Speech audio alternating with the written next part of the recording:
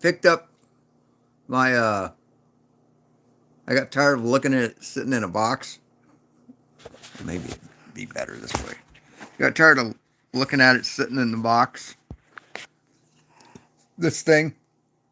This is my print head for the old printer. Um, so I've got to get back on it. This is the cat the cat bus CAN bus. This is the CAN bus module that mounts onto this bracket or this thing, and this mounts here. Oh, like that. I just think this is a cool system. And then this has all these plugs. If you look at them, right? It's just covered with plug connectors. Well, we have the heater here, the not the extruder. I guess it'd be the extruder heater, but the heater for the hot end. Then you have the thermistor for the hot end. Here's the motor. I also have to make a short connector for this. This is the initial probe that sets the Z height, sets the height above the print bed, right? So it doesn't smash into it. Sets it this way. And then I also have this thing. This is a sensor that will go, and let me dump those screws out. Hey, whoever's there. This goes under here, and then these two slots fit these two screws, the screw holes, right? And it moves up, you move it up and down till it's a perfect height. You basically have to adjust it while it's on the machine. What it does is this probe sets the height of the height above the bed. And then this thing, what happens is if I want to probe the bed, right, get a bed level, it has to like dip down. It drops this point, right? There's a little Hall effect sensor in it, so it comes out all the way, and then as soon as it touches, it snaps in. So it's got like an indent. So if it goes in a certain amount, it retracts, and that's how it sets the bed level. So this has to be set at a certain height below this or above this nozzle, so that it doesn't get in the way of the printing, but yet when it's extended, it's below the nozzle. So it's a really delicate adjustment. Once it has the bed level, once it knows how high above the bed it needs to be, this thing it scans back and forth.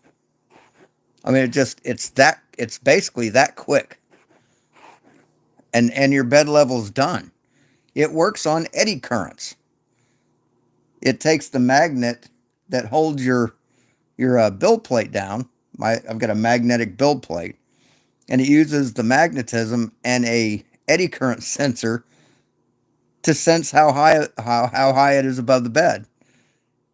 So it doesn't move the thing up and down. It just moves across and then senses how off from the Z height the bed is at any specific point on it.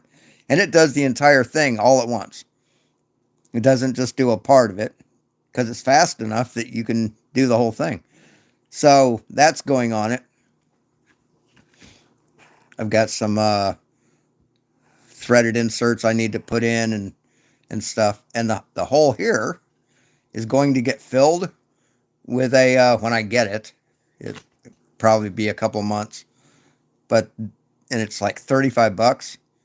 An LCD screen, a color touch LCD screen that's round, that fits in there, that you can program with like eyes that blink and roll its eyes, or a video. You can play videos on this thing, so you can be entertained while it's printing. It's really, really, really awesome. Still need to get a fan for here, and that runs the this fan here. Or these are the ducts that come out of the fan.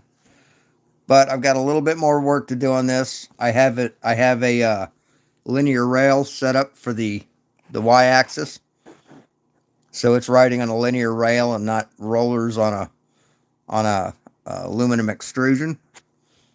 But I was just looking at it and I'm like, oh, man, I got to get back on this thing.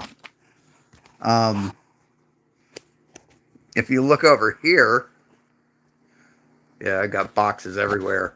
Let's see if I can zoom in. Yeah, right there is the enraged rabbit. Got the dragon sitting on top of it. But that's what I've got. That's not the enraged rabbit. That's the carrot feeder, the buffer for the filament. And then in the box, and a few other boxes, are the parts for the enraged rabbit. So that's where we are now. And I'd really like to get it done because there's a few color prints I'd like to do. Once I get it working, I'd like to redo the front faceplate with like a honeycomb pattern, with a honeycomb in a contrasting color. I think that would be awesome. So anyway, I think it's a beautiful looking print head or tool head, and it's a lot of work's gone into this thing, especially this bracket to hold the eddy current sensor. That took like 8 or 9 iterations to get all the measurements right.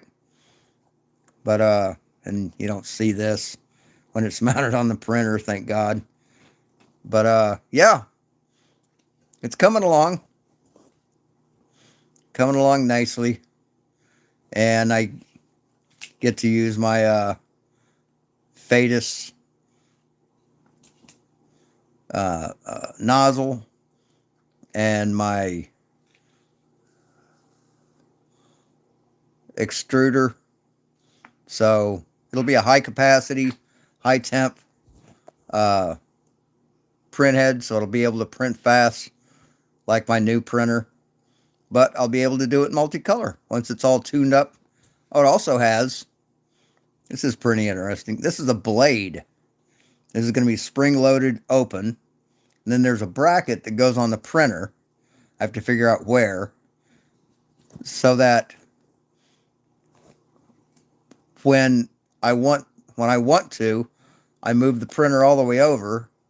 It pushes in on this. The blade, it's like a chisel blade. It cuts the filament. So then the machine can, or the system can retract the filament, and it leaves this piece in there, the remaining piece in there, unloads it, loads up in the new color, and then just pushes that through. And yeah, it's a pretty cool system. Pretty neat indeed. But anyway, that's all I had. Just showing you my progress on this. But yeah, that's one of the projects I've been meaning to get back to, and I think I'm going to do that. At least get this thing all hooked up with the fan. Not really worried about the screen right now. That can be added later easily. But I'd like to get the CAN bus set up, and I've made some CAN bus cable. It's a hot ground, and 2 signal wires. And it has to be, the signal wires have to be twisted to prevent, uh, uh, uh, basically shields each other. And it's all sheathed up in like a like a braided plastic sheath, and it looks really nice. But this thing ought to be pretty nice when I'm done with it.